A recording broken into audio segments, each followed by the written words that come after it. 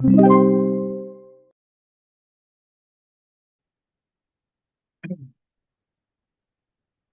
next.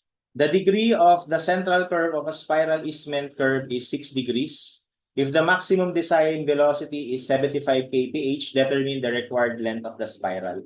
So, meron tayong naka-derive na formula, di ba? Pagka gusto mo ng length ng spiral based on the vehicle speed in kilometers per hour. And that is, length ng spiral is 0.036 k cubed over RC. Okay? So, kailangan lang dito makompute natin yung radius ng circular curve galing sa degree ng curve. Di ba ang degree ng curve? 6 degrees daw. Paano nga natin kumputin yung radius? So, di ba sa kada, gagamitin lang natin dyan, S is equal to R theta. So, itong S, yung distance ng kada station is 20 meters.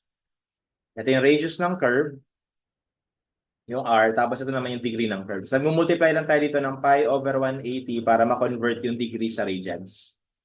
Okay? And then therefore, makukompute na natin yung radius ng curve.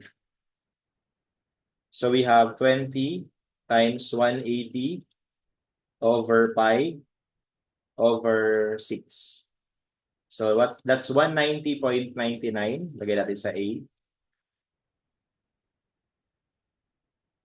And then substitute na natin. 0.036 times, ito naka-kilometers per hour ha. Ito naka-meters. So 0.036 times 75 cubed over answer. So that gives us 79.52 meters.